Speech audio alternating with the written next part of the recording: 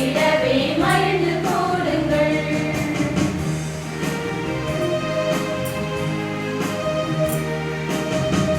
தாயின் கருவினிலே நம்மை தெரிந்தெடுத்தார், அவரின் கைகளிலே நம் பெயரை பொறித்து வைத்தார். தாயின் கருவினிலே நம்மை தெரிந்தெடுத்தார், அவரின் கைகளிலே நம் பெயரை பொறித்து வைத்தார். அவரை நம்மை அர்ப்பணம் செய்ய மனித மாண்பு மண்ணில் உயர், அவரை நம்மை அர்ப்பணம் செய்ய மனித மாண்பு மண்ணில் உயர், எழும்பி வருகிறே சுவழியிலே. இறைவன் நம்மை அழைக்கின்றாரே, விரைந்து வாருங்கள், புதிய உலகம் படைத்திடவே மகிழ்ந்து கூடுங்கள். இந்த திருப்பலியில் திவாகர் நான்சி அவர்கள் குடும்பத்திற்கு எதிர்த்து அனைத்து நன்மைகளுக்கு நன்றியாகவும், குடும்பத்தில் மறித்த அனைத்து ஆன்மாக்கள் இளைப்பாறுதலுக்காகவும் வேண்டிக் கொள்வோம். அல்போன்சா அவர்களுக்கு வயிற்றில் ஆபரேஷன் செய்து நல்ல சுகம் பெற்று வீடு வந்து சேர்ந்தமைக்கு திருதி ஆண்டவருக்கு நன்றியாகவும், தொடர்ந்து குடும்பத்தில் அனைவருக்கும் இறையாசிரியர் கிடைக்கும்படியாக வேண்டிக் கொள்வோம்.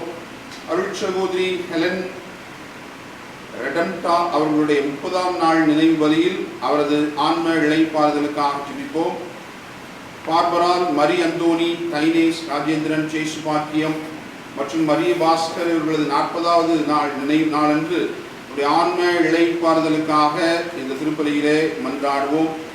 சலைத்நாதன், ஆரோக்கிய சாமி, சேசம்மாள், ஸ்ரீதர், ஜாய்ஸ் இவர்களுடைய ஆன்ம இளைப்பாட்சிக்காக ஜெபிப்போம். ராஜம், கீத பொன்கலன், கிரேஸ், ஆரோக்கிய சாமி, எமல்டா இவர்களுடைய ஆன்ம இளைப்பாட்சிக்காக வேண்டிக் கொள்வோம். நிர்மலா அவர்களுடைய குடும்பத்திற்கு அனைத்து நன்மைகளுக்கு நன்றியாகும். பணப்பிரச்சனை தீர்ந்து நல்ல நிரந்தர வேலை மகனுக்கு கிடைக்க வேண்டும் என்றும், குடும்பத்தில் உள்ளவர்களுக்கு உடலுள்ள நலத்திற்காகவும் தொற்று நோய் பரவாமல் மக்களை இறைவன் காக்க வேண்டியும், நினைத்த காரியங்கள் அனுகூலமாக முடியாகும் மகிழ்ச்சியும் சமாதானமும் கிடைக்க வேண்டியும் வேண்டிக் கொள்வோம். பிரின்ஸ் ராயன் அவர்களுடைய ஆன்ம இளைப்பாறுதலுக்காக இந்த பலியிலே கொண்டாடுவோம். திரேசியின் ஆன்ம இளைப்பாட்சிக்காக ஜெபிப்போம். லிவார்டின் ரொட்டிக்கோ, கிளாஸ் ரொட்டிக்கோ ஆன்ம இளைப்பாட்சிக்காக ஜெபிப்போம். வர்கீஸ் ஆன்ம இளைப்பாட்சிக்காக திருப்பலியிலே கொண்டாடுவோம். திவ்யா, நேசன், ஜெயக்குமார் ஆன்ம இளைப்பாறுதலுக்காக ஜெபிப்போம். தாமஸ் சதானந்தம் அவருடைய ஆன்ம இளைப்பாறுதலுக்காக இந்த திருப்பலியிலே கொண்டாடுவோம்.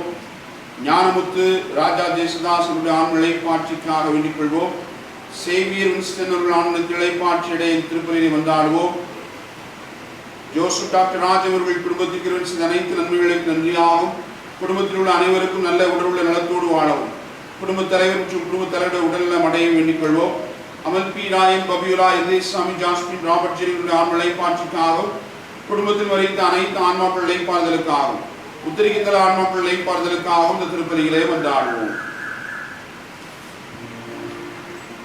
தந்தை, மகன், தூய ஆவியாரின் பெயராலே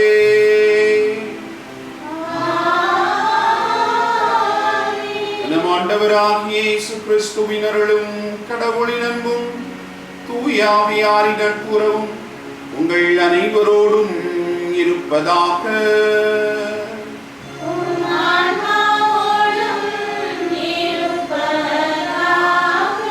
ஆண்டவர் இயேசு கிறிஸ்துவுக்குள் அருமையான சகோதரிகளே, சகோதரர்களே, உங்கள் எல்லாருக்கும் இனிய காலை வணக்கத்தை மகிழ்வோடு தெரிவித்துக் கொள்ளுகிறேன். இந்த ஞாயிறு கடன் திருப்பலிக்கு உங்கள் எல்லாரையும் அன்போடு வரவேற்கிறேன். பொது காலத்தின் 12வது ஞாயிறு வழிபாட்டை இந்த நாளிலே கொண்டாடுவதற்காக கடவுள் நம்மை அழைத்திருக்கிறார். ஆண்டவர் கொடுத்திருக்கக்கூடிய இந்த அற்புதமான வாய்ப்பிற்காக நாம் கடவுளுக்கு நன்றி செலுத்துகிறோம். தொடர்ந்து இந்த பலியின் வழியாக நாம் வேண்டி விரும்பி தேடுகிற எல்லா விதமான அருளையும், ஆசிரியையும், வல்லமையும், இரக்கத்தையும், நம்மையும் நம் குடும்பங்களையும் ஆண்டவர் பாதுகாத்து வழிநடத்துகிற அந்த மேலான ஆசிரியையும் நமக்கு தந்து நம்மை தொடர்ந்து அவர் கரம் பிடித்து வழிநடத்தி காக்க வேண்டும் என்று சொல்லி இந்த திருப்பலியிலே நாம் கொண்டாடுவோம். இந்த நாளிலே நாம் வாசிக்க போகிற 3 அருள் வாக்குகளுமே கடவுள் நம் மீது வைத்திருக்கக்கூடிய அன்பின் மகிமையை, அவர் நம் மீது நிறைவாய் பொழிகிற அந்த அன்பினுடைய ஆற்றலை நினைவு கூர்ந்து நாம் ஆண்டவருக்கு நன்றி செலுத்த வேண்டும் என்று சொல்லி கடவுள் நமக்கு பணிக்கிறார். கடவுளுடைய மேலான அன்பு ஒவ்வொரு நொடி பொழுதும் நம் மீது பொழியப்படுகிறது என்கிற அன்பின் அனுபவத்தை நம்முடைய வாழ்க்கையில ஒவ்வொரு நொடி பொழுதும் நாமும் உணர்ந்து கொள்ள வேண்டும். அந்த அன்பிற்கு பாத்திரமான பிள்ளைகளாக நம்முடைய வாழ்வை அமைத்துக் கொள்ள வேண்டும் என்று சொல்லி கடவுள் நமக்கு அழைப்பினை தருகிறார்.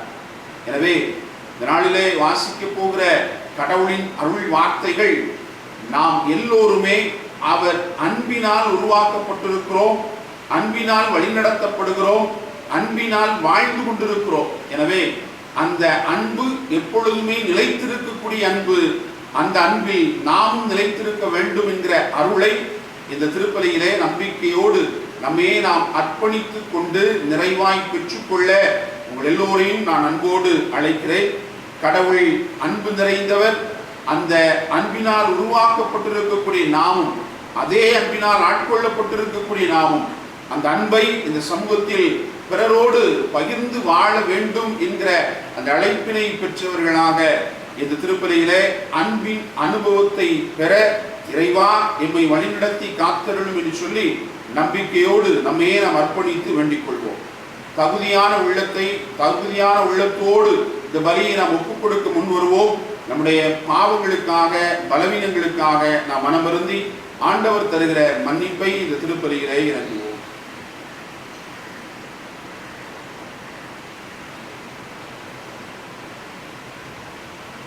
எல்லாம் வல்ல இறைவனிடமும்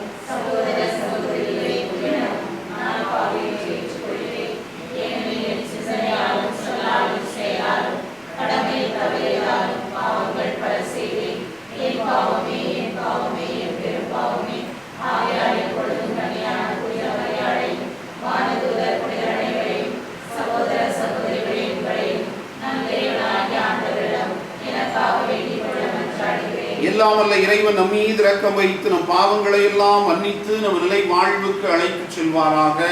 ஆமென்.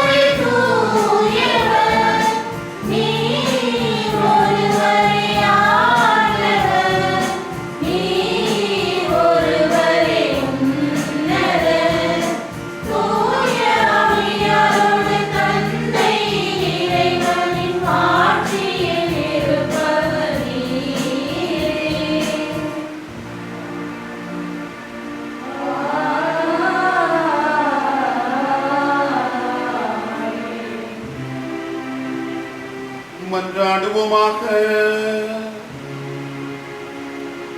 எங்கள் இறைவனாகிய ஆண்டவரை, உம்மையே நம்பி உம்முடைய அன்பில் நிலைத்திருப்பவர்களை நீர் என்றும் கைவிடுவதில்லை. இவ்வாறு நாங்கள் உமது திருப்பெயரை எக்காலத்திலும் போற்றவும் உம்மை அன்பு செய்யவும் எங்களுக்கு அருள் தருவீராக. உம்மோடு தூயாவியாரின் ஒன்றிப்பில் இறைவனாய் என்றென்றும் வாழ்ந்து ஆட்சி செய்கின்ற எங்கள் ஆண்டவரும் உம் திருமகனுமாகிய இயேசு கிறிஸ்து வழியாக உம்மை மன்றாடுகின்றோ.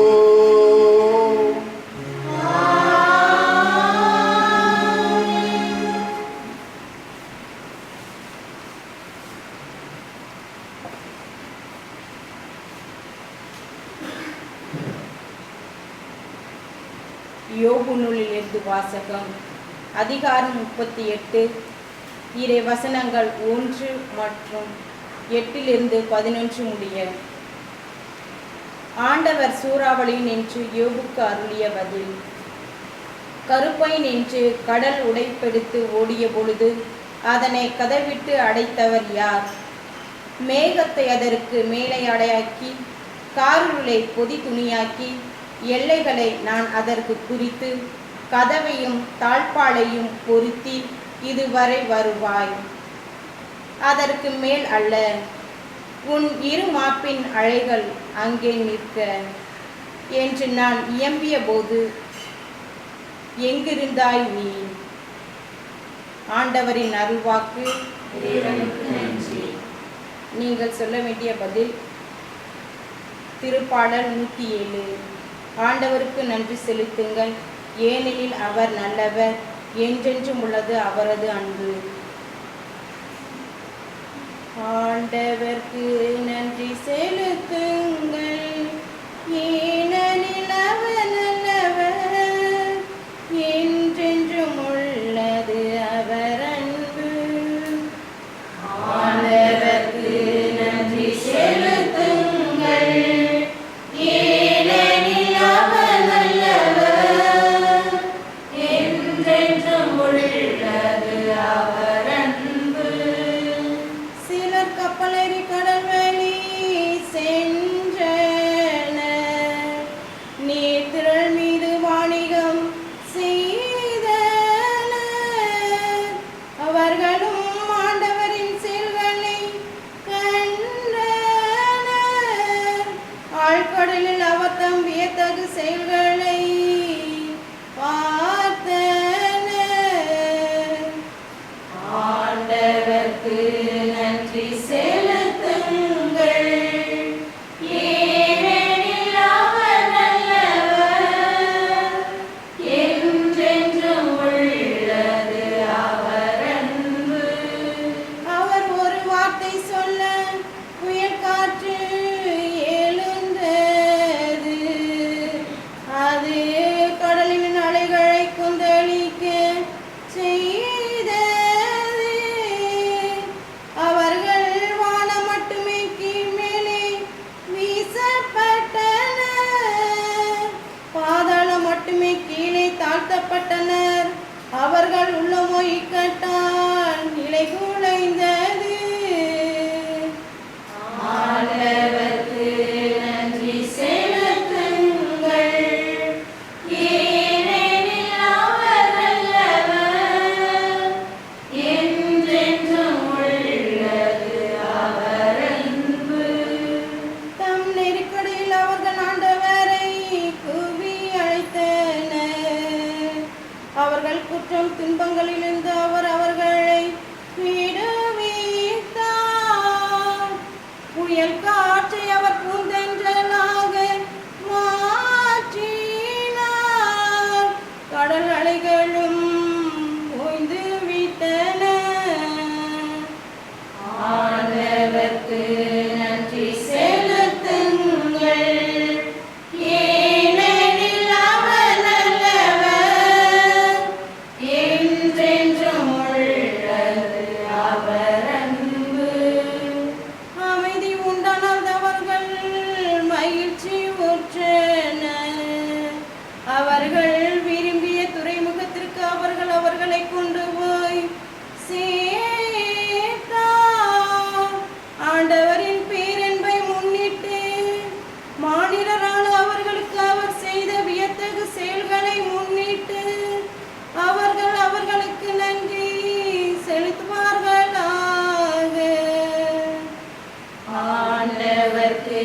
நன்றி செலுத்துங்கள். ஏனெனில் அவர் நல்லவர், என்றென்றும் உள்ளது அவர் அன்பு. ஆண்டவர்க்கு நன்றி செலுத்துங்கள். ஏனெனில் அவர் நல்லவர், என்றென்றும் உள்ளது அவர் அன்பு.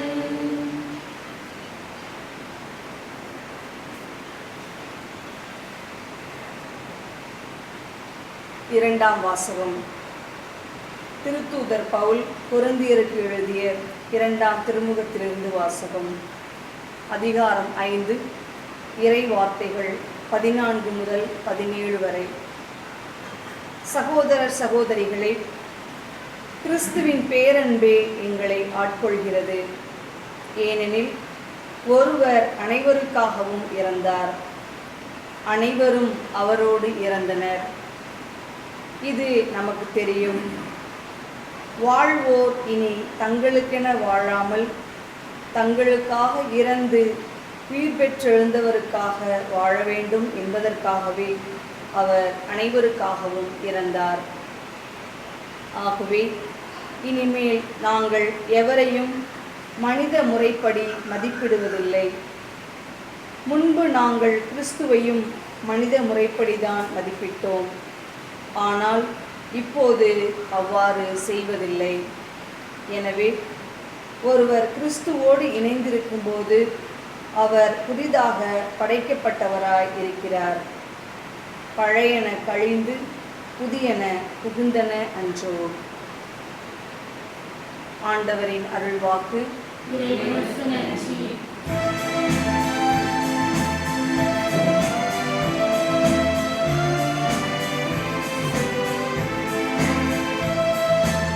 அல்லேலூயா, அல்லேலூயா, அல்லேலூயா. அல்லேலூயா, அல்லேலூயா, அல்லேலூயா. நம்மிடையே பெரிய இறைவாக்கினர் ஒருவர் தோன்றியிருக்கிறார். கடவுள் தம் மக்களை தேடி வந்திருக்கிறார். அல்லேலூயா. அல்லேலூயா, அல்லேலூயா, அல்லேலூயா. ஆண்டவர் உங்களோடு இருப்பாராக. உம் ஆன்மாவோடும் இருப்பாராக. மார்க் எழுதிய தூய நற்செய்தியிலிருந்து வாசகம். ஆண்டவரே, மாட்சி உமக்கே.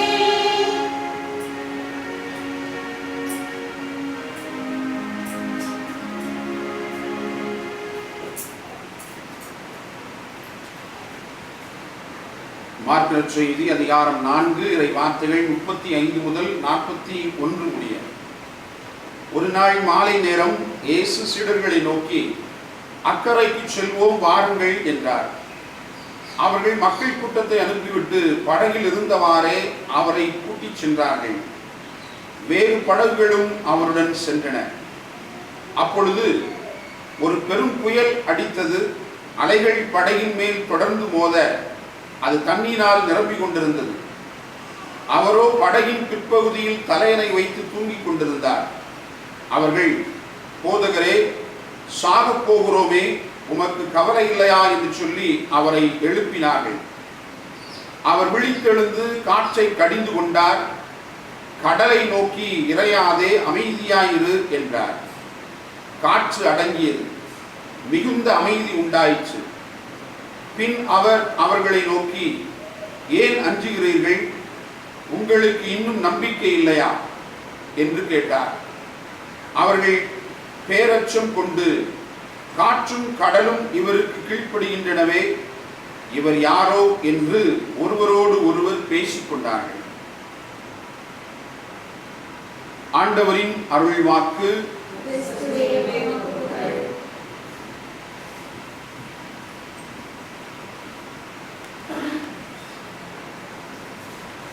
ஆண்டவர் இயேசு கிறிஸ்துவுக்குள் அருமையான சகோதரிகளே சகோதரர்களே, மீண்டும் உங்கள் எல்லாருக்கும் இனிய காலை வணக்கத்தை மனமகிழ்வோடு உரித்தாக்கிக் கொள்ளுகிறேன். கடவுளின் பேரன்பினால் ஆட்கொள்ளப்பட்டிருக்கக்கூடிய நாம் அந்த அன்பின் அனுபவத்தால் தொடர்ந்து நிரப்பப்படவும், பெற்றுக்கொண்ட அந்த அன்பின் அனுபவத்தை சமூகத்தோடு, மக்களோடு, நம்மோடு வாழ்பவர்களோடு பகிர்ந்து கொள்ள வேண்டும் என்கிற அழைப்பினையும் இந்த நாளிலே நாம் நிறைவாய் பெற்றுக்கொள்ள உங்களை மீண்டுமாக அன்போடு அழைக்கிறேன். அன்புக்குரியவர்களே, இன்றைக்கு வாசிக்க கேட்ட இரண்டாம் வாசகம் மிக தெளிவாக சொல்லுகிறது. இனி வாழ்பவர்கள் தமக்காக வாழாமல் அவர்களுக்காக வாழ்ந்து இறந்து உயிர்த்திருக்கக்கூடிய கிறிஸ்துவுக்காக வாழ வேண்டும்.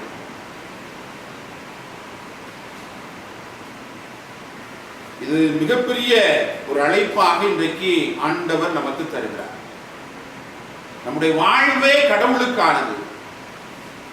ஏன் கடவுளுக்கானது என்பதற்கு அவர் இரண்டு காரியங்களை நமக்கு அடிக்கோடிட்டு காட்டுகிறார். ஒன்று, நாம் கடவுளுக்காக வாழ வேண்டும். காரணம், கடவுள் நமக்காக வாழ்ந்தார். அதுதான் மிக சிறப்பான ஒன்றாக அமைந்திருக்கிறது. ஒரு வாழ்வு சிறப்புக்குரியது அல்லது ஒரு வாழ்வு எப்பொழுது அர்த்தம் பெறுகிறது என்று சொன்னால், அந்த வாழ்வை நாம் பிறரோடு பகிர்ந்து கொள்ளுகிற பொழுது, பிறருக்காக வாழுகிற பொழுது, அப்பொழுதுதான் நாம் பெற்றுக்கொண்டிருக்கக்கூடிய இந்த கடவுளின் கொடையாகிய இந்த அற்புதமான வாழ்வு அர்த்தம் பெறுகிறது. அந்த நிலையில் கடவுளுடைய அல்லது ஆண்டவர் இயேசுனுடைய வாழ்வை நாம் எண்ணி பார்ப்போம் என்று சொன்னால், அது அர்த்தம் நிறைந்த வாழ்வாக அமைந்திருக்கிறது. கடவுள் இந்த உலகை அன்பு செய்தார்.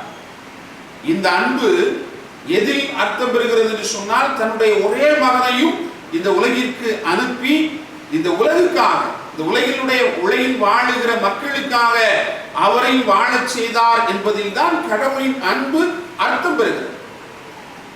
அதே போல அனுப்பப்பட்ட அந்த ஒரே மகனும் தனக்காக வாழாமல் தன் நண்பர்களுக்காக உயிரை கொடுப்பதை விட மேலான அன்பு யாரிடமும் இல்லை என்று சொல்லி அந்த அன்பை சிலுவையில் கையளித்தார். நாம் ஒவ்வொரு நாளும் உற்று நோக்கக்கூடிய இந்த சிலுவை பிறருக்காக வாழ்ந்த, பிறருக்காக வாழப்பட்ட, பிறருக்காக கையளிக்கப்பட்ட வாழ்வினுடைய அர்த்தம் அந்த சிலுவை என்பதை நாம் ஒவ்வொரு நாளும் புரிந்து கொள்ள வேண்டும். எனவேதான் பவுலடிகளார் மிக தெளிவாக சொல்லுகிறார், நம்முடைய வாழ்வு கடவுள் தன்னுடைய உயிரை கொடுத்து மீட்டு பெறப்பட்ட ஒரு வாழ்வு. எனவே பெற்றிருக்கக்கூடிய இந்த வாழ்வை அவருக்கு நாம் சாட்சியம் பகர வேண்டும் என்று சொன்னால், அந்த அன்பை போல அர்த்தம் நிறைந்த ஒரு வாழ்வாக நமது வாழ்வும் இருக்க வேண்டும் என்று சொன்னால், நாமும் அவருக்காக இந்த வாழ்வை வாழ்வதில் தான் நம்முடைய வாழ்வு அர்த்தம் பெறுகிறது.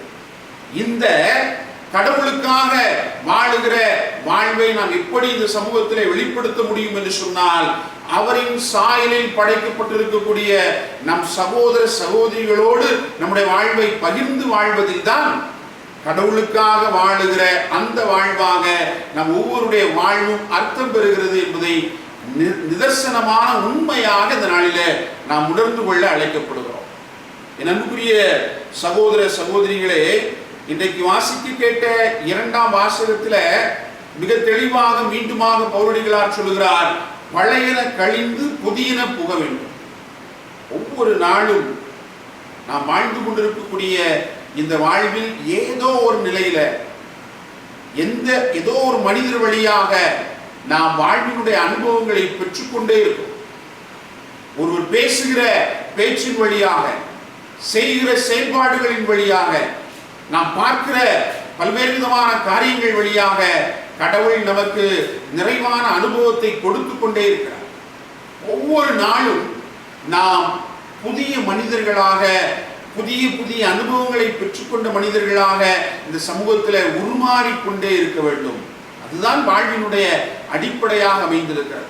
பழையன கழிதல் புதியன புகுதல் என்று சொன்னால், இந்த அன்பு அனுபவம் என்பது ஒவ்வொரு நாளும் புதிய புதிய நிலையில் உருமாற்றத்தை அது நம்முடைய வாழ்க்கையில கொடுத்து கொண்டே இருக்க வேண்டும்.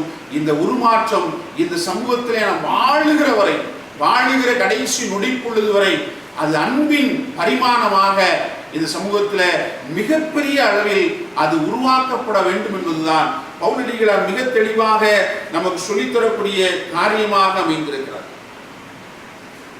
கிறிஸ்து நம் அனைவருக்காகவும் இறந்தார், அனைவரும் அவரோடு இறந்தனர். இந்த ஒரு வார்த்தையை நம்முடைய வாழ்க்கையில இன்றைக்கு ஆழமாக சிந்தித்து பார்க்க வேண்டும். நாம் கடவுளோடு வாழ வேண்டும் என்பது மட்டுமல்ல, அவரோடு நாம் இறக்க வேண்டும். பவுலடிகளார் சொல்லுகிற அந்த பழையன கழிதல் என்பது கிறிஸ்துவோடு, கிறிஸ்துவினுடைய இறப்போடு நம்மை ஒன்றிப்பதில், அவருடைய இறப்போடு நாம் இறந்து ஒவ்வொரு நாளும் அவருடைய உயிர்ப்பின் மகிழ்வில் பங்கெடுக்கிற அந்த நிலையில அன்பினால் நாம் உருமாற்றம் பெற்றவர்களாக பழைய வாழ்விலிருந்து புதிய வாழ்வுக்குள்ளாக நாம் புதிய மனிதர்களாக இயேசுவோடு நாம் உயிர் பெற்ற வேண்டும். இது ஒவ்வொரு நாளும் நடக்க வேண்டும் என்பதுதான் இறைவனுடைய அழைப்பாக இந்த நாளிலே நமக்கு கொடுக்கப்பட்டிருக்கிறது. எனவே நாம் கடவுளின் பேரன்பை, கடவுள் நம் மீது ஒவ்வொரு நொடிப்பொழுதும் செலுத்தி கொண்டிருக்கக்கூடிய அந்த அன்பின் ஆழத்தை நம்முடைய வாழ்க்கையில நாம் அனுபவபூர்வமாக நாம் உணர வேண்டும். இதுதான் நாம் கிறிஸ்துவுக்காக வாழுகிற வாழ்வு, பிறருக்காக வாழுகிற வாழ்வாக அமைந்திருக்கிறது என்பதை இன்றைக்கு பவுலடிகளார் மிக தெளிவாக நமக்கு உணர்த்தி காட்டக்கூடிய பாடமாக அமைந்திருக்கிறார். யதார்த்தமான வாழ்க்கையில நாம் எண்ணி பார்க்க வேண்டும். இன்றைக்கு பொதுநலம் என்பதை கடந்து தனி மனித வாழ்வு என்பது இன்றைக்கு உயர்ந்திருக்கிறது. எல்லோரும் தமக்காக பொருள் சேர்க்க வேண்டும், தமக்காக வாழ வேண்டும், தன்னை அன்பு செய்ய வேண்டும் என்பதில் அதிக கவனம் செலுத்தி கொண்டிருக்கக்கூடிய ஒரு சில சூழ்நிலைகளை இன்றைக்கு நாம் எண்ணி பார்க்கிறோம்.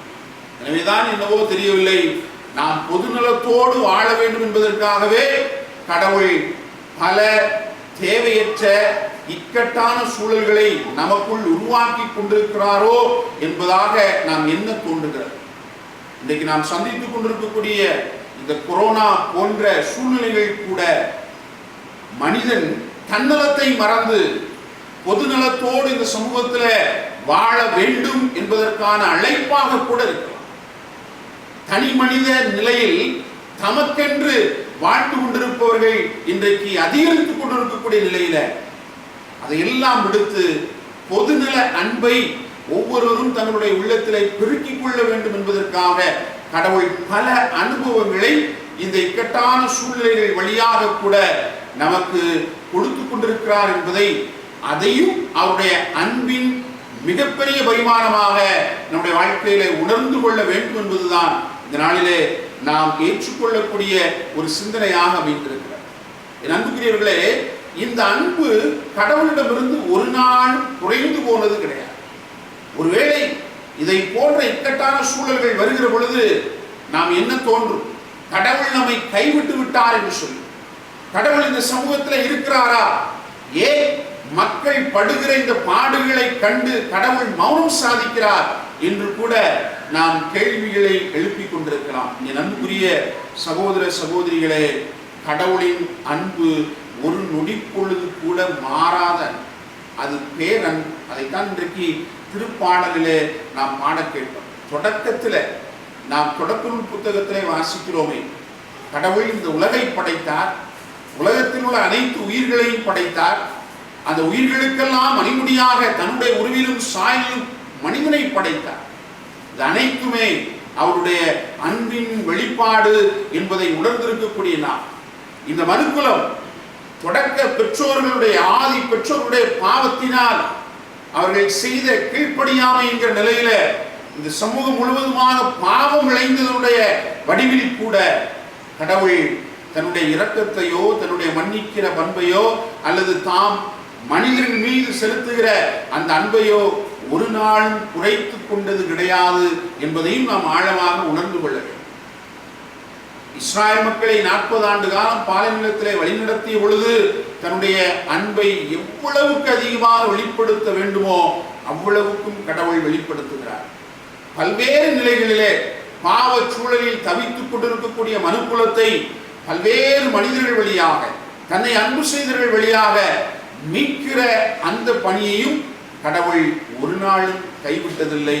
அதனுடைய இறுதி வடிவம்தான் தன்னுடைய ஒரே மகன் ஆண்டவர் இயேசு என்பதை கூட நாம் மிக தெளிவாக உணர்ந்து கொள்ள வேண்டும். அவரும் தன்னுடைய வாழ்வை சிலுவையிலே கையளித்ததன் வழியாக அன்பின் உச்சத்தை இந்த சமூக மக்களுக்கு வாழ்வினுடைய படிப்பினையாக அவர் கற்றுக் கொடுக்காமல். என் அன்புக்குரிய சகோதர சகோதரிகளே, இன்றைக்கு நற்செய்தி வாசகத்திலே வாசிக்கிறோம், கடவுளின் அன்பு ஒரு நாளும் குறைபடாத அன்பாக இருக்கிறது என்பதை ஆண்டவர் இயேசு மீண்டுமாக நிரூபித்து காட்டுகிறார். கடலிலே பயணம் செய்து கொண்டிருக்கிறார்கள். பெரும் புயல் அடிக்கிறது. கப்பலிலே அந்த தண்ணீரெல்லாம் வந்து சேர்ந்து அங்கே சீடர்கள் மூழ்கக்கூடிய சூழலிலும் கூட ஆண்டவர் இயேசு தூங்கிக் கொண்டிருக்கக்கூடிய நிலையை சீடர்கள் கண்ணுற்று, இவ்வளவு துன்பம் வந்த பிறகும் கூட இந்த மனிதன் தூங்கிக் கொண்டிருக்கிறாரே என்கிற கேள்வியை உள்ளத்தில் எழுப்பி, ஆண்டவர் இருக்கிறார், நம்பிக்கையோடு இருப்போம், அவருடைய அன்பு ஒரு நாளும் குறைபடாது என்கிற அந்த நிலையில் அல்ல, மாறாக சாவுக்கு பயந்தவர்களாக, துன்பத்திற்கு பயந்தவர்களாக, இயேசுடைய உடனிருப்பின் மீது நம்பிக்கை இல்லாமல் அவரை தட்டி எழுப்புகிற பொழுது ஆண்டவர் இயேசு கேட்கிற முதல் கேள்வி, ஏன் அஞ்சுகிறீர்கள்? நான் உங்களோடு இருக்கிறேன் என்பதை நீங்கள் நம்பவில்லையா? நான் உங்களை அன்பு செய்கிறேன் என்பதை நீங்கள் மறந்து போனீர்களா என்று கேட்பது போல, ஏன் அஞ்சுகிறீர்கள் என்கிற அந்த வார்த்தையினுடைய உள்ளர்த்தம் நிரம்பி இருக்கிறது. என் அன்புக்குரிய சகோதர சகோதரிகளே, இந்த கேள்வியை கேட்டவராய் ஆண்டவர் இயேசு காற்றையும் கடலையும் கடிந்து கொண்டு, நான் உங்கள் மீது எவ்வளவுக்கு அன்பு வைத்திருக்கிறேன் என்பதை பாருங்கள் என்பதை மீண்டுமாக ஆண்டவர் இயேசு நிரூபித்து காட்டிய ஒரு அற்புதமான நிகழ்வைத்தான் இன்றைக்கு நற்செய்தி வாசகத்திலே வாசிக்கின்றோம். இந்த அன்பிற்கு இயற்கை கட்டுப்படுகிறது. காற்றும் கடலும் அமைதியாக மாறி போனது.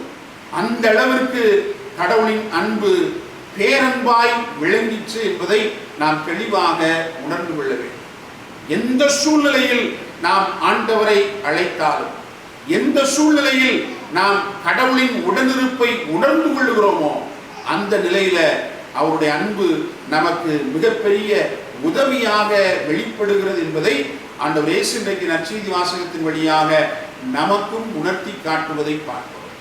சாவுக்கு அஞ்சாமல், துன்பத்திற்கு, துயரத்திற்கு, சோதனைக்கு, வேதனைக்கு, நோய் நொடிகளுக்கு அஞ்சாமல் கடவுளின் உடனிருப்பின் மீது எவனொருவன் நம்பிக்கை வைக்கிறான், கடவுள் இந்த சூழ்நிலையில் என்னை அதிகமாக அன்பு செய்கிறார் என்பதில் எவர் ஒருவர் நம்பிக்கை வைக்கிறாரோ அவர் மீண்டுமாக நிலை வாழ்வை பெற்றுக்கொள்ளக்கூடிய அளவிற்கு தன்னுடைய அன்பினால் அரவணைத்துக் கொள்வார், ஆட்கொள்வார் என்பதில் எந்த விதமான சந்தேகமும் இல்லை. முதல் வாசகத்தில் நான் வாசிக்க கேட்டோம், அதுவும் கூட கடவுளின் அன்பிற்கு இயற்கை கட்டுப்படுகிறது என்பதை யோபு நூல் புத்தகம் மிக தெளிவாக நமக்கு உணர்த்தி காட்டுகிறது. அந்த அளவிற்கு நாம் எப்பக்கம் திரும்பினாலும், எந்த சூழ்நிலையில் இருந்தாலும் நாம் உணர வேண்டியது கடவுளுடைய அன்பு என்பதை நாம் மிக தெளிவாக இந்த நாளிலே உணர்ந்து கொள்ள கடவுள் நமக்கு அழைப்பினை தருகிறார். எனவே அன்புக்குரிய சகோதர சகோதரிகளே, ஆண்டவர் இயேசு இன்றைக்கு விழித்தெழுந்து காற்றையும் கடலையும் கடிந்து கொண்டார். காற்றையும் கடலையும் கடிந்து கொள்ளுகிற பொழுது அவர் சொன்ன வார்த்தை, இறையாதே, அமைதியாய் இரு. இந்த வார்த்தை இன்றைக்கு நம்முடைய உள்ளத்திற்குள்ளாக நாம் செலுத்திக் கொள்வோம். துன்பங்கள் வருகிற பொழுது, துயரத்தால் நாம் ஆட்கொள்ளப்படுகிற பொழுது நம்முடைய உள்ளத்திலே அமைதி இல்லாமல் போயிற்று. பல்வேறு நிலைகளிலே இரைச்சல் நிறைந்த ஒரு வாழ்வை இந்த சமூகத்திலே நாம் வாழ்ந்து கொண்டிருக்கிறோம். அந்த நிலையில, அமைதி இல்லாத சூழ்நிலையில இறைந்து கொண்டிருக்கிற பொழுது கடவுளின் அன்பை நாம் பல நேரங்களிலே மறந்து போகிறோம்.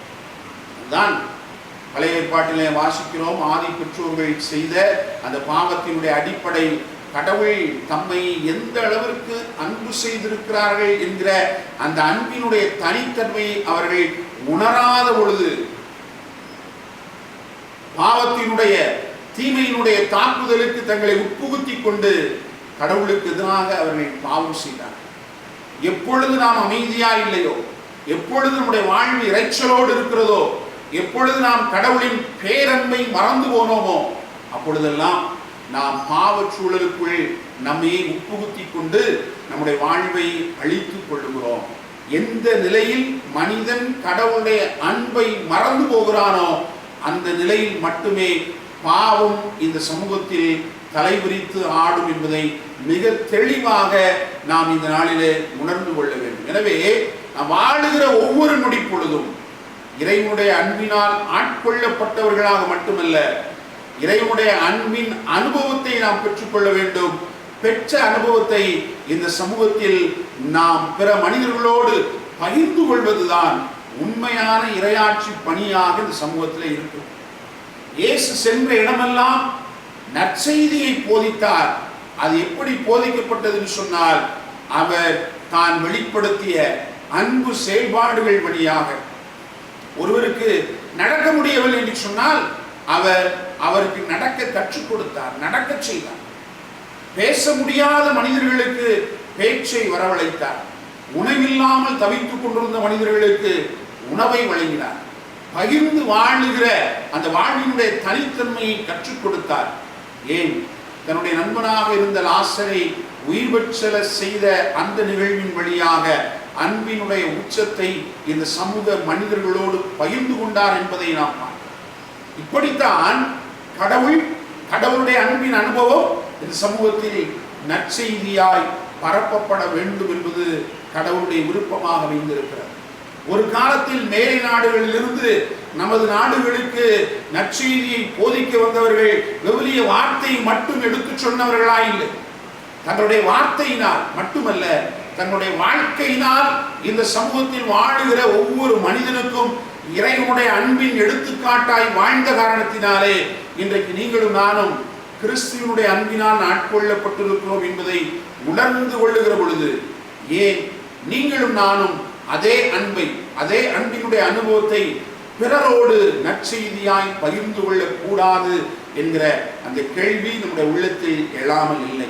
எனவே அன்புக்குரிய சகோதர சகோதரிகளே, இந்த நாளில் நாம் ஆழமாக நம்முடைய வாழ்வை எண்ணி பார்ப்போம். எப்படிப்பட்ட மனிதர்களாய் நாம் வாழ்ந்து கொண்டிருக்கிறோம் என்பது அல்ல, மாறாக எப்படிப்பட்ட மனநிலையோடு நாம் கடவுளின் அன்பை இந்த சமூகத்தில் உணர்ந்தவர்களாய் இருக்கிறோம், கடவுளின் அன்பின் அனுபவத்தை பெற்றுக்கொண்டவர்களாக இருக்கிறோம் என்கிற கேள்வியை இந்த நாளிலே நம்முடைய உள்ளத்திலே நாம் கேட்டு பார்ப்போம். இந்த அன்பின் அனுபவம் ஒவ்வொரு நாளும் புதிய புதிய பரிமாணங்களை நமக்குள் ஏற்படுத்தி பழையன கழிந்து புதியன பெற்றுக்கொள்ளுகிற மனிதர்களாக நம்முடைய வாழ்வு முழுவதுமாக நமக்காக வாழ்ந்து இறந்து உயிர்த்து நம்மோடு நற்கருணையில வாழ்ந்து கொண்டிருக்கக்கூடிய ஆண்டவர் இயேசுவுக்காக வாழுகிற அந்த வாழ்வாக இருக்க வேண்டும் என்பதை இந்த நாளிலே நாம் புதிய உறுதிமொழியாக ஏற்றுக்கொள்வோம். நம்முடைய வாழ்வு தொடர்ந்து கடவுளுடைய அன்பினால் ஆட்கொள்ளப்பட்டு அந்த அன்பு அகில உலகமெங்கும் ஏதோ ஒரு வடிவில அது மீண்டுமாக பரவ வேண்டும் என்று சொல்லி நம்மையே இந்த நாளிலே கடவுளுடைய கரங்களிலே ஒப்புக் கொடுத்து இந்த அன்பு வாழ்வை ஆண்டவரே தொடர்ந்து எங்களுக்காக தாரும் என்று சொல்லி ஆண்டவரிடத்திலே நாம் தொடர்ந்து இறங்கி மன்றாடுவோம். இறை அருளும் இறை ஆசீரும் கடவுளுடைய அன்பும் தொடர்ந்து நம்மையும் நம் குடும்பங்களையும் தொடர்ந்து நிறைவாய் நிரப்பி கரம் பிடித்து அவருடைய பாதையில நாம் ஒவ்வொரு நாளும் வழிநடத்தப்பட இறையருள் கேட்டு ஒரு நிமிடம் கண்களை மூடி இந்த திருப்பலியிலே நம்மையே நாம் அர்ப்பணித்து ஒப்புக் கொடுத்து வேண்டிக் கொள்வோம். இறை அருளால் இறை அன்பால் நாமும் நம்முடைய குடும்பமும் நிரப்பப்படுவோமாக.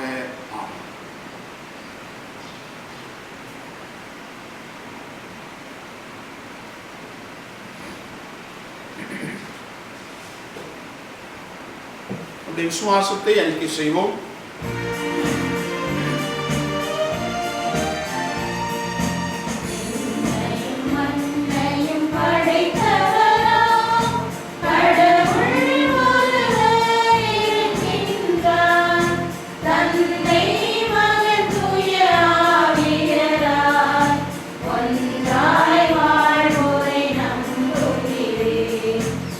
தூய ஆவியின் வல்லமையால்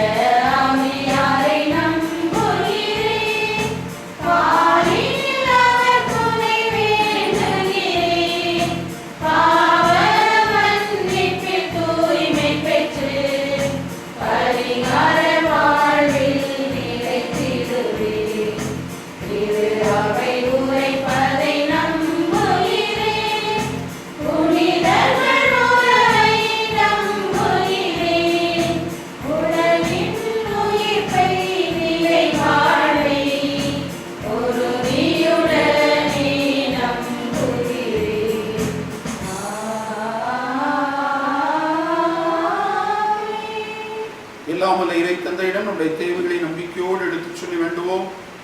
எல்லாம் வல்ல இறைவா, எம் திரு அவை வழி நடத்தும் திருத்தந்தை பிரான்சிஸ், ஆயர்கள், குருக்கள், துறவரத்தார், பொதுநிலையினர் அனைவரையும் மது பாவத்தில் அர்ப்பணிக்கின்றோம்.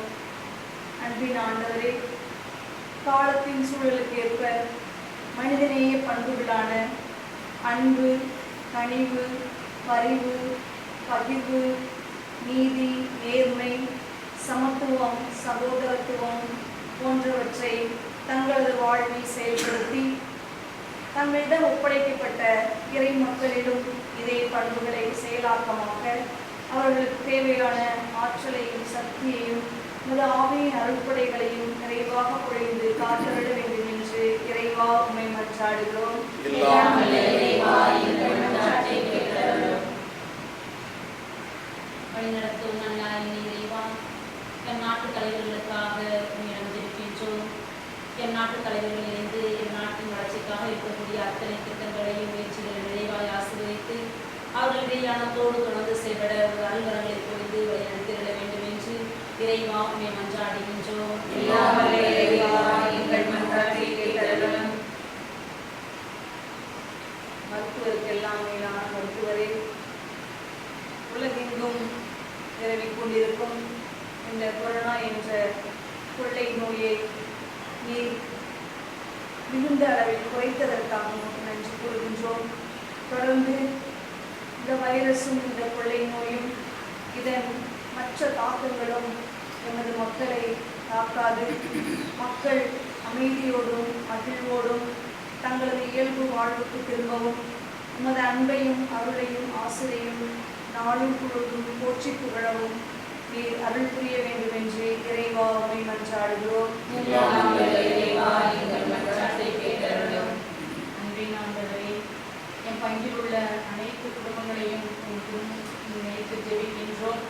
ஒவ்வொரு குடும்பத்திலும் நீர் ஒரு அருளையும் ஆசிரியையும் நிறைவாக புரிந்தவரும் எல்லா குடும்பங்களிலும் சமாதானமும் அமைதியும் நிலவும் வேலை வாய்ப்புக்காக காத்து கொண்டிருப்பவர்களுக்கு வேலை வாய்ப்பும் திருமண காரியங்களுக்காக காத்து கொண்டிருப்பவர்களுக்கு நல்ல ஒரு எதிர்காலத்தையும் மேலும் குடும்பங்களில் பிரச்சனைகள் அனைத்தையும் நீரே நீக்கி போட்டு அனைவரும் நல்ல கிறிஸ்தவர்களாக வாழக்கூடிய சூழலை நீர் உருவாக்கி தந்து ஒவ்வொருவரும் ஒரு பாதையில் வழிநடத்தக்கூடிய மக்களாக வாழ அருள் தர வேண்டும் என்று இறைவா உம்மை மன்றாடுகிறோம். எல்லாம் வல்ல இறைவா, எங்கள் மன்றாட்டை கேட்டருளும். நம்ம ஊருடைய தனிப்பட்ட கருத்துக்காக மௌனமாக வேண்டிக் கொள்வோம்.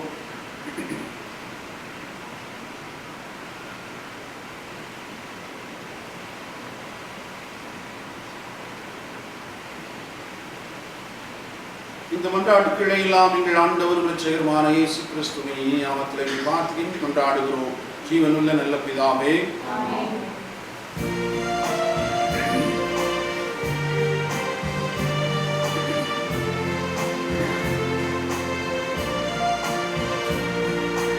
உனக்கென நான் தரும் காணிக்கையை உவப்புடன் ஏற்பாய் என் இறைவா. உனக்கென நான் தரும் காணிக்கையை உவப்புடன் ஏற்பாய்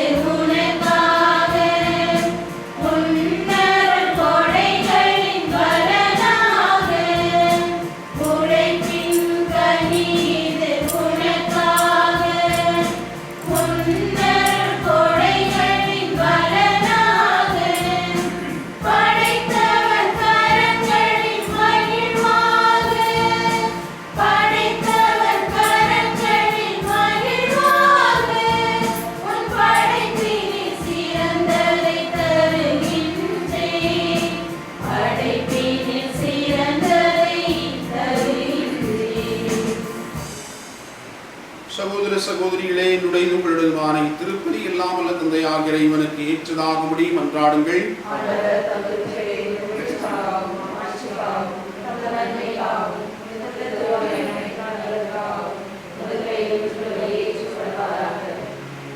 ஆண்டவரே, எங்களை உம்மோடு ஒப்புரவாக்கும் இப்புகழ்ச்சி பலியை ஏற்றருளும். அதனால் நாங்கள் தூயராக்கப்பட்டு உம்மை மகிழ்விக்கும் எங்கள் மனங்களின் காணிக்கைகளை மக்களித்திட அருள்வீராக. எங்கள் ஆண்டவராகிய கிறிஸ்து வழியாக உம்மை மன்றாடுகின்றோம்.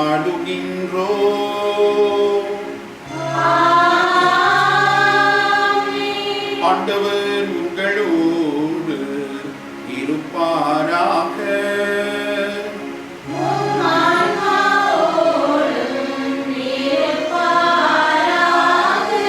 இதயங்களை மேலே எழுப்புங்கள்.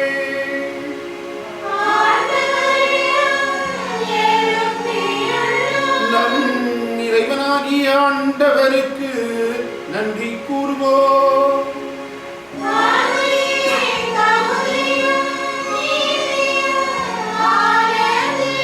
ஆண்டவரே, தூயவரான தந்தையே, என்றும் உள்ள இல்லாமல்ல இறைவா, எந்நாளும் இவ்விடத்திலும் நாங்கள் உமக்கு நன்றி செலுத்துவது மெய்யாகவே தகுதியும் நீதியும் ஆகும். எங்கள் கடமையும் மீட்புக்குரிய செயலுமாகும். வார்த்தையால் அவர் வழியாகவே அனைத்தையும் படைத்தி அவரையே மீட்பராகவும் ஈடேற்றுபவராகவும் எங்களுக்கு அனுப்பினி. அவர் தூயாவியால் உடலெடுத்து கன்னிமரியாளிடமிருந்து பிறந்தார். உமது திருவுளத்தை நிறைவேற்றி புனித மக்களை உமக்கு பெற்றுத்தர தம் கைகளை விரித்து பாடுபட்டு சாவை வென்று உயிர்ப்பை வெளிப்படுத்தினார். ஆகவே வானக தூதரோடும் புனிதர் அனைவரோடும் சேர்ந்து நாங்கள் உமது மாட்சியை புகழ்ந்துரைத்து ஒரே குரலாய் ஆர்ப்பரித்து பாடுவதாவது: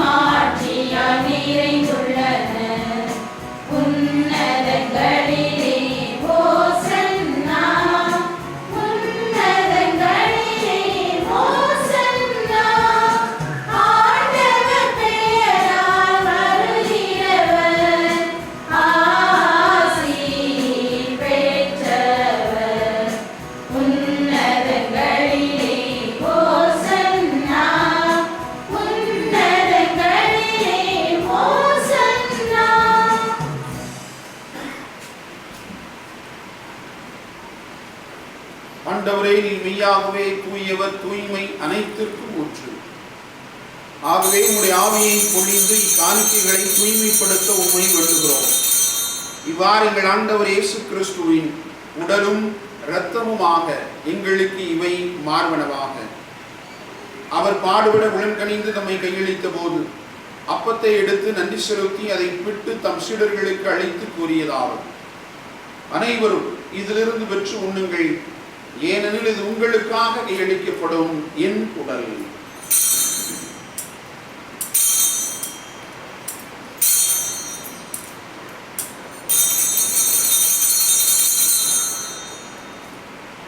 அவ்வண்ணமே இரவு விருந்து அருந்திய பின் கிண்ணத்தையும் எடுத்து மீண்டும் அக்கு நன்றி கூறி தம் சீடர்களுக்கு அளித்து அவர் கூறியதாகும்: அனைவரும் இதிலிருந்து பெற்று பருகுங்கள், ஏனெனில் இது புதிய நிலையான உடன்படிக்கைக்குரிய என் இரத்தத்தின் கிண்ணம்.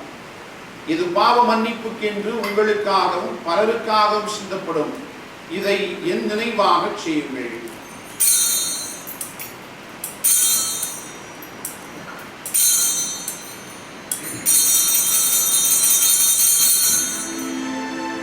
நம்பிக்கையின் மறைபொருள். உமது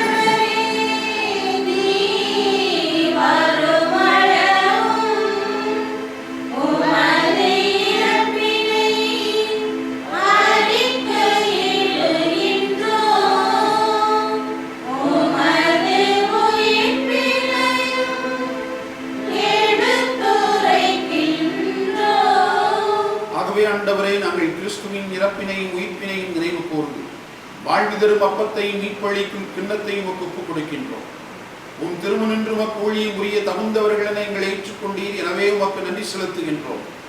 மேலும் கிறிஸ்துவின் உடலிலும் இரத்தத்திலும் பங்கு கொள்ளும் எங்களை தூய ஆவியால் ஒன்று சேர்க்க வேண்டுமென உம்மை தாழ்மையுடன் மன்றாடுவோம். ஆண்டவரே, உலகமெங்கும் பரவியிருக்கும் ஒரு திரு அவையை நினைவு கூர்ந்தருளும். எங்கள் திருத்தந்தை பிரான்சிஸ், எங்கள் ஆயர் மீது ஆண்டனி சாமி ஆண்டகை, எல்லா திருநிலையினர் ஆகிய அனைவரோடும் உமது திரு அவை அன்பில் நிறைவு பெற செய்தருளும்.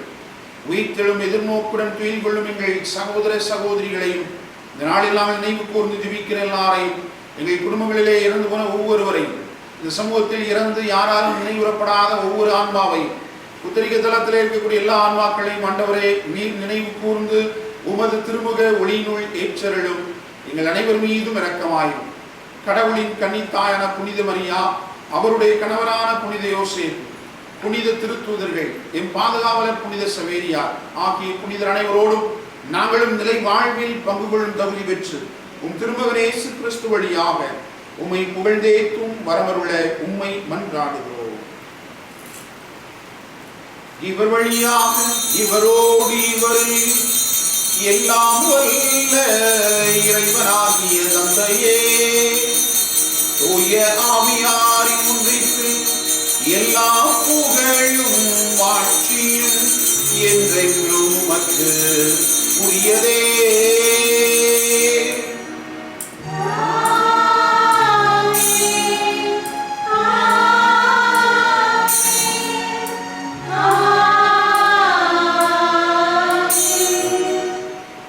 மீட்பரின் கட்டளையால் கற்பிக்கப்பட்டு இறைபடிப்பினையால் பயிற்சி பெற்ற நாம் துணிந்து பாடுவோம்.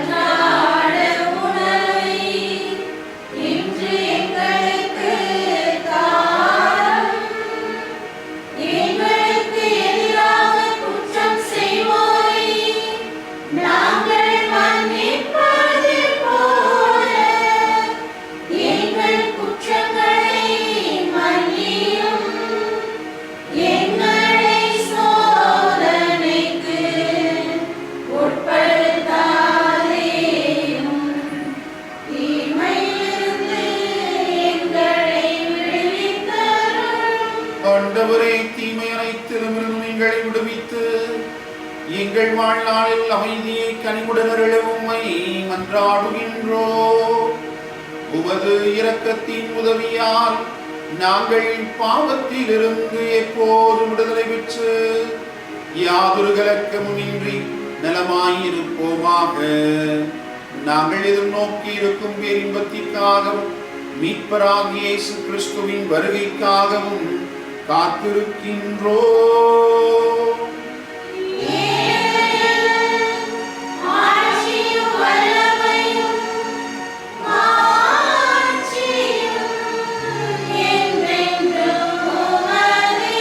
ஆண்டவரே இயேசு கிறிஸ்துவே, அமைதியை உங்களுக்கு விட்டுச் சொல்லுகிறேன், என் அமைதியை உங்களுக்கு அளிக்கிறேன் என்றும் திருத்தூதர்களுக்கு மொழிந்தீரே. எங்கள் பாவங்களை பாராமல் உமது திரு அவையின் நம்பிக்கையை கண்ணோக்கி உமது திருவுளத்திற்கு ஏற்பதற்கு அமைதியையும் ஒற்றுமையையும் அளித்தருள்வீராக. என்றென்று வாழ்ந்து ஆட்சி செய்கின்றவர் நீரே.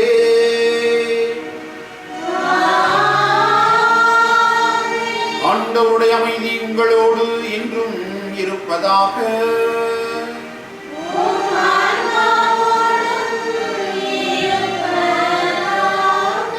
ஒருவருக்கொருவர் அமைதியை பகிர்ந்து கொள்வோம்.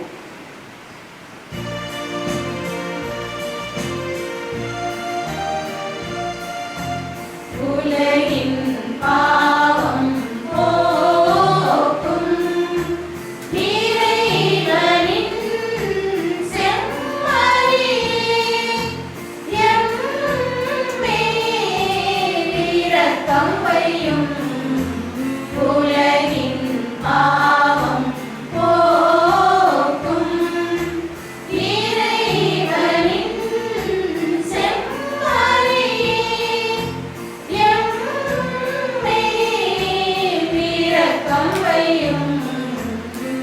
உலகின் பாவம் போக்கும் இறைவனின் செம்மறி எமக்கு அமைதி அருளும்.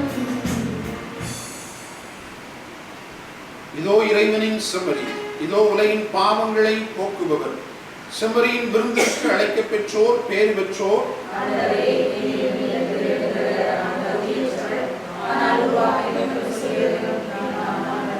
கிறிஸ்துவின் திருவுடலும் திருரத்தனை காத்து நிலை வாழ்வழிப்பதாக.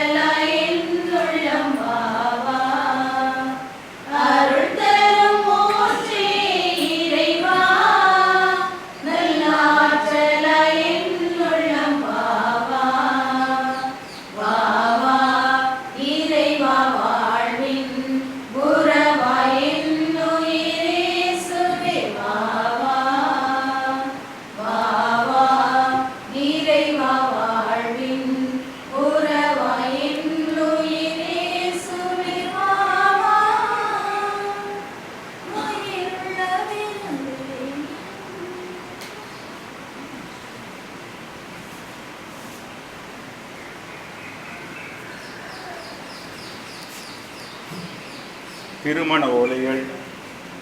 பாளையங்கோட்டை பங்கு பாளையங்கோட்டையில் இருக்கும் தந்தை ஜெயசீலன், தாய் சிறிய புஷ்பம், இவர்களின் மகள் ஸ்மிர்னா சேவியருக்கும் தூத்துக்குடி மறைமாவட்டம் களக்காடு பங்கு சேவியர்புரத்தில் இருக்கும் தந்தை கனிசியஸ் அமுதன், தாய் ரெஜி, இவர்களின் மகன் அருண் சுகந்தனுக்கும் திருமணம் செய்ய இது இரண்டாவது ஓலை.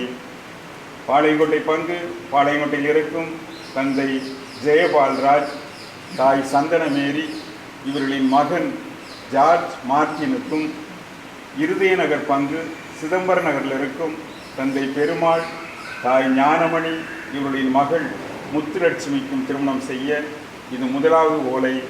இத்திருமணங்களில் ஏதாவது விக்கினங்களை அடைந்தவர்கள் பங்கு தந்தைக்கு தெரியப்படுத்தவும். அன்புக்குரிய சகோதர சகோதரிகளே, அனைவரும் இல்லத்தில் நலமோடு இருப்பீர்கள் என்கிற நம்பிக்கை உண்டு. ஓரளவிற்கு கொரோனாவினுடைய தொற்று குறைந்திருக்கிறது. அது முழுமையாக நம்மை விட்டு விடுபடவில்லை. எனவே குறைந்திருக்கிறது என்று சொல்லி பழைய வாழ்வை நாம் மீண்டும் ஆரம்பித்து விட வேண்டாம். இன்னும் அதிக கவனத்தோடு இருக்கும்படியாக உங்களை அன்போடு கேட்டுக்கொள்கிறேன்.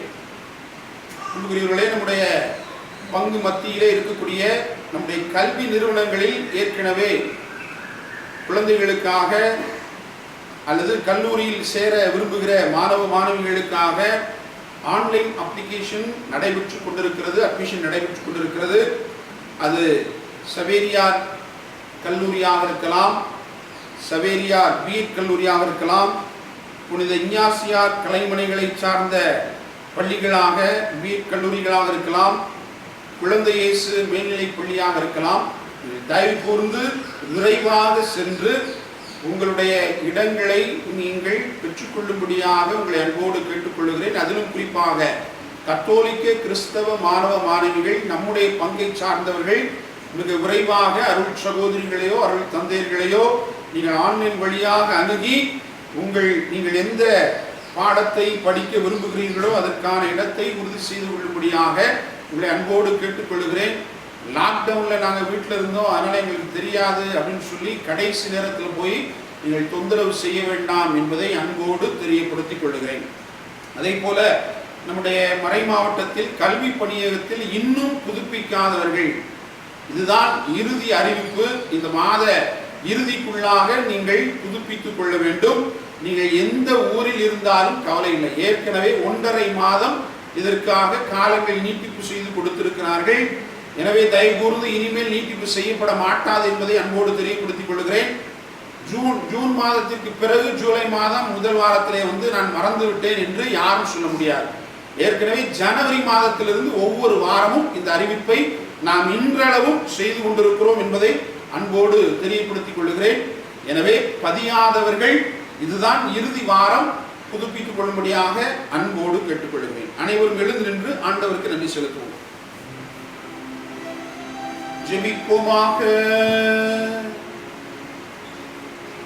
ஆண்டவரே, உம் திருமகனின் உயர் மதிப்புள்ள உடலாலும் இரத்தத்தாலும் ஊட்டம் பெற்று புதுப்பிக்கப்பட்ட நாங்கள் உமது கனிவை கெஞ்சி கேட்கின்றோம். இறை பற்றுடன் நாங்கள் அடிக்கடி நிறைவேற்றும் பலியின் பயனாக எங்கள் மீட்பை உறுதியாய் கண்டடைய செய்வீராக. எங்கள் ஆண்டவராகிய கிறிஸ்து வழியாக உம்மை மன்றாடுகின்றோம்.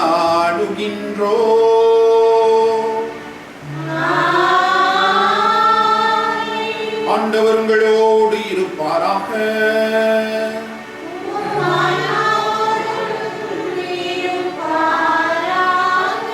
ஆண்டவர் உங்களுக்கு ஆசி வழங்கி உங்களை காப்பாராக. ஆண்டவர் தமது திருமுகத்தை உங்கள் மேல் ஒளிரச் செய்து உங்களுக்கு இரக்கம் காட்டுவாராக. ஆண்டவர் தமது திருமுகத்தை உங்கள் பக்கம் திருப்பி உங்களுக்கு தம் அமைதியை அருள்வாராக. எல்லாம் வல்ல இறைவன் தந்தை, மகன், தூயாவியார் உங்களுக்கு ஆசி வழங்குவாராக.